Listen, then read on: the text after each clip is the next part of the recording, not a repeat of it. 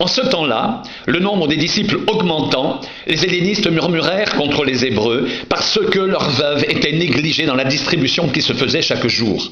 Les 12 convoquèrent la multitude des disciples et dirent « Il n'est pas convenable que nous laissions la parole de Dieu pour servir aux tables. C'est pourquoi, frères, choisissez parmi vous cet homme de qui l'on rende un bon témoignage, qui soit plein d'Esprit Saint et de sagesse, et que nous chargerons de cet emploi. Et nous continuerons à nous appliquer à la prière et au ministère de la parole. » Cette proposition plut à toute l'assemblée. Ils élurent Étienne, homme plein de foi et d'Esprit Saint, Philippe, Procor, Nicanor, Timon, Parménas et Nicolas, prosélytes d'Antioche. Ils les présentèrent aux apôtres qui, après avoir prié, leur imposèrent les mains.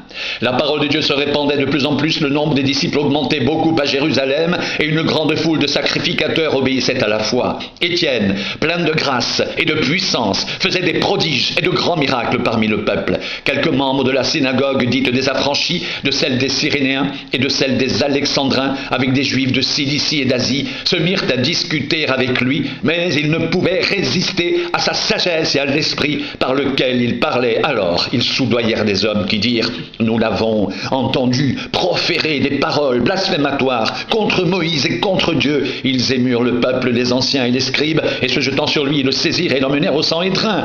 Ils produisirent de faux témoins qui dirent « Cet homme ne cesse de proférer des paroles contre le lieu saint et contre la loi, car nous l'avons entendu dire que Jésus ce Nazaréen détruira ce lieu et changera les coutumes que Moïse nous a données. » Tous ceux qui siégeaient au Sanhédrin, ayant fixé les regards sur Étienne, son visage leur parut comme celui d'un ange. Le souverain sacrificateur dit « Les choses sont-elles ainsi ?» Étienne répondit « Homme, frère et père, écoutez, le Dieu de gloire apparut à notre père Abraham lorsqu'il était en Mésopotamie, avant qu'il s'établisse à Charan. Et il lui dit, quitte ton pays et ta famille, et va dans le pays que je te montrerai. Il sortit alors du pays des Chaldéens et s'établit à Charan. De là, après la mort de son père, Dieu le fit passer dans ce pays que vous habitez maintenant. Il ne lui donna aucune propriété dans ce pays, pas même de quoi poser le pied, mais il promit de lui en donner la possession, ainsi qu'à sa postérité après lui, quoiqu'il n'ait point d'enfant. Dieu parla ainsi. Sa postérité séjournera dans un pays étranger. On la réduira à la servitude et on la maltraitera pendant 400 ans.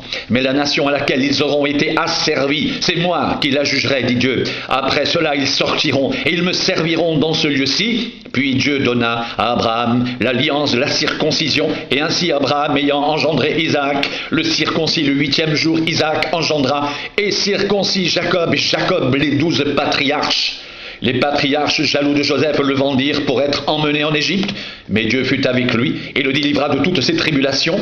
Il lui donna de la sagesse et lui fit trouver grâce devant Pharaon, roi d'Égypte, qu'il établit gouverneur d'Égypte et de toute sa maison.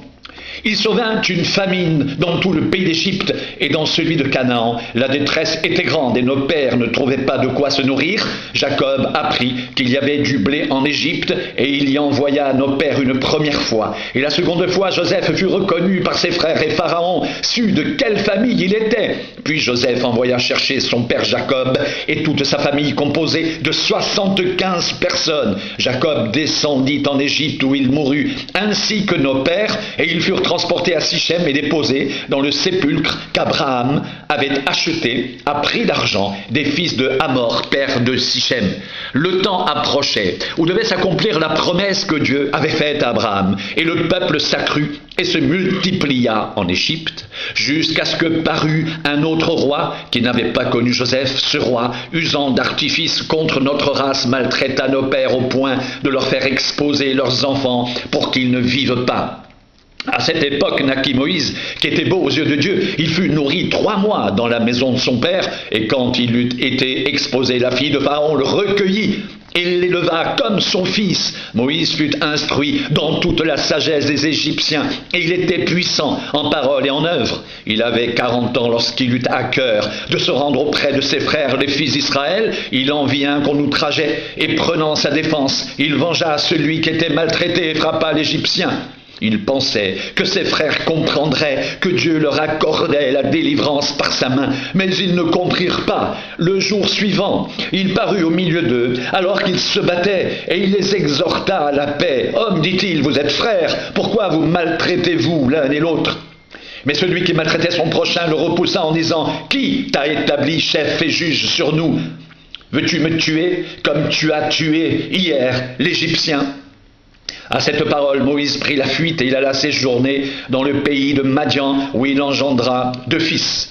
40 ans plus tard, un ange lui apparut au désert de la montagne de Sinaï, dans la flamme d'un buisson en feu. Moïse, voyant cela, fut étonné de cette apparition, et comme il s'approchait pour examiner, la voix du Seigneur se fit entendre. « Je suis le Dieu de tes pères, le Dieu d'Abraham, d'Isaac et de Jacob. » Et Moïse, tout tremblant, n'osait regarder. Le Seigneur lui dit, « ôte tes souliers de tes pieds, car le lieu où tu te tiens est une terre sainte.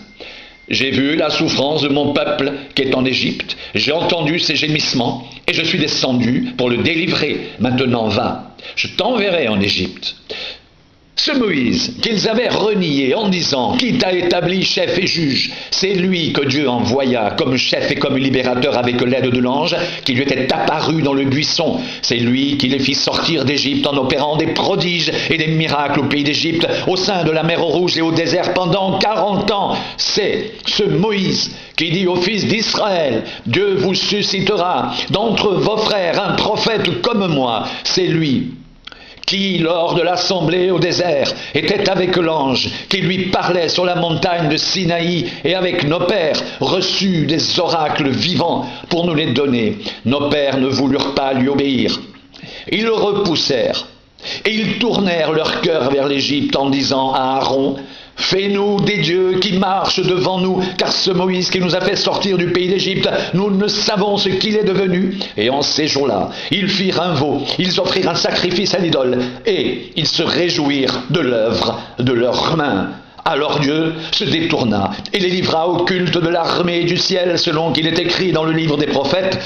M'avez-vous offert des victimes et des sacrifices pendant 40 ans au désert, maison d'Israël? Vous avez porté la tente de Moloch et l'étoile du dieu Renfant. Ces images que vous avez faites pour les adorer, aussi vous transporterai-je au-delà de Babylone. Nos pères avaient au désert le tabernacle du témoignage, comme l'avait ordonné celui qui dit à Moïse de le faire d'après le modèle qu'il avait vu. Et nos pères, l'ayant reçu, l'introduisirent sous la conduite de Josué, dans le pays qui était possédé par les nations que Dieu chassa devant eux. Et il y resta jusqu'au jour de David. David trouva grâce devant Dieu et demanda d'élever une demeure pour le Dieu de Jacob. Et ce fut Salomon qui lui bâtit une maison, mais le Très-Haut n'habite pas dans ce qui est fait de main d'homme, comme dit le prophète. Le ciel est mon trône et la terre mon marchepied. Quelle maison me bâtirez-vous, dit le Seigneur, ou quel sera le lieu de mon repos? N'est-ce pas ma main qui a fait toutes ces choses? Homme au cou raide, incirconcis de cœur et d'oreille, vous vous opposez toujours au Saint-Esprit. Ce que vos pères ont été, vous l'êtes aussi. Lequel des prophètes vos pères n'ont-ils pas persécuté? Ils ont tué ceux qui annonçaient d'avance la venue du juste que vous avez livré maintenant, et dont vous avez été les meurtriers, vous qui avez reçu la loi d'après des commandements d'anges, et qui ne l'avez point gardée. En entendant ces paroles, ils étaient furieux dans leur cœur. Ils grinçaient des dents contre lui. Mais Étienne, rempli du Saint-Esprit et fixant les regards vers le ciel, vit la gloire de Dieu et Jésus debout à la droite de Dieu. Et il dit, voici, je vois les cieux ouverts et le Fils de l'homme debout à la droite de Dieu. Ils poussèrent alors de grands cris en se bouchant les oreilles et se précipitèrent tous ensemble sur lui, le traînèrent hors de la ville et le lapidèrent. Les témoins déposèrent leurs vêtements aux pieds d'un jeune homme nommé Saul. Et il lapidait Étienne, qui priait et disait, « Seigneur Jésus, reçois mon esprit. » Puis, s'étant mis à genoux, il s'écria d'une voix forte, « Seigneur, ne leur impute pas ce péché. » Et après ces paroles, il s'endormit. Saul avait approuvé le meurtre d'Étienne. Il y eut ce jour-là une grande persécution contre l'église de Jérusalem, et tous, excepté les apôtres, se dispersèrent dans les contrées de la Judée et de la Samarie. Des hommes pieux ensevelirent Étienne et le pleurèrent à grand bruit. Saul, de son côté, ravageait l'église, pénétrant dans les maisons, et il en arrachait hommes et femmes, et les faisait jeter en prison. Ceux qui avaient été dispersés allaient de lieu en lieu, annonçant la bonne nouvelle de la parole. Philippe étant descendu dans la ville de Samarie, il prêcha le Christ. Les foules tout entières étaient attentives à ce que disait Philippe lorsqu'elles apprirent et virent les miracles qu'il faisait, car des esprits impurs sortirent de plusieurs démoniaques en poussant de grands cris, et beaucoup de paralytiques et de boiteux furent guéris. Il y eut une grande joie dans cette ville. Il y avait auparavant dans la ville un homme nommé Simon qui se donnait pour un personnage important, exerçait la magie et provoquait l'étonnement du peuple de la Samarie. Tous, depuis le plus petit jusqu'au plus grand, l'écoutaient attentivement. Il disait, celui-ci est la puissance de Dieu, celle qui s'appelle la grande. Il l'écoutait attentivement parce qu'il les avait longtemps étonnés par ses actes de magie. Mais quand ils eurent cru à Philippe qui leur annonçait la bonne nouvelle du royaume de Dieu et du nom de Jésus-Christ, hommes et femmes se firent baptiser. Simon lui-même crut, et après avoir été baptisé, il ne quittait plus Philippe, et il voyait avec étonnement les miracles et les grands prodiges qui s'opéraient. Les apôtres qui étaient à Jérusalem, ayant appris que la Samarie avait reçu la parole de Dieu, y envoyèrent Pierre et Jean. Ceci arrivé chez les Samaritains, prièrent pour eux, afin qu'ils reçoivent le Saint-Esprit, car il n'était encore descendu sur aucun d'eux. Ils avaient seulement été baptisés au nom du Seigneur Jésus. Alors Pierre et Jean leur imposèrent les mains, et ils reçurent le Saint-Esprit. Lorsque Simon vit que le Saint-Esprit était donné par l'imposition des mains des apôtres, il leur offrit de l'argent en disant, accordez-moi aussi ce pouvoir, afin que celui à qui j'imposerai les mains reçoive le Saint-Esprit. Mais Pierre lui dit, que ton argent périsse avec toi, puisque tu as cru que le don de Dieu s'acquérait à prix d'argent. Il n'y a pour toi ni part ni lot dans cette affaire, car ton cœur n'est pas droit devant Dieu. Repens-toi donc de ta méchanceté et prie le Seigneur pour que la pensée de ton cœur te soit pardonnée s'il est possible, car je vois que tu es dans un fiel amer et dans les liens de l'iniquité. Simon répondit, priez vous-même le Seigneur pour moi, afin qu'il ne m'arrive rien de ce que vous avez dit, après avoir rendu témoignage à la parole du Seigneur. Et après l'avoir prêché, Pierre et Jean retournèrent à Jérusalem en annonçant la bonne nouvelle dans plusieurs villages des Samaritains.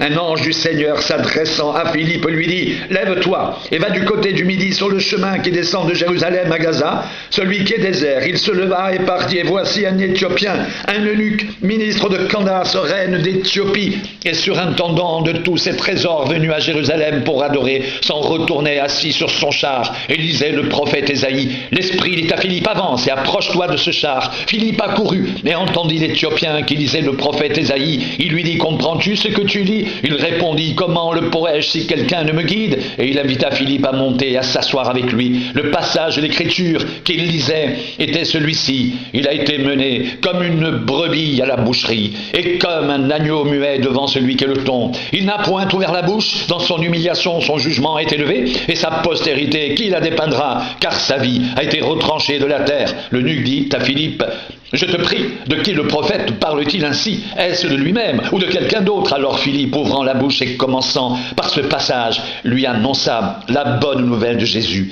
Comme ils continuaient leur chemin, ils rencontrèrent de l'eau. Et l'eunuque dit, voici de l'eau, qu'est-ce qui empêche que je ne sois baptisé? Philippe lui dit, si tu crois de tout ton cœur, cela est possible. L'eunuque répondit, je crois que Jésus est le Fils de Dieu. Il fit arrêter le char. Philippe et l'eunuque descendirent tous deux dans l'eau, et Philippe baptisa l'eunuque. Quand ils furent sortis de l'eau, l'Esprit du Seigneur enleva Philippe, et l'eunuque ne le vit plus, tandis que joyeux, il poursuivait sa route. Philippe se trouva dans Azote, d'où il alla jusqu'à Césarée, en évangélisant toutes les villes par lesquelles il passait.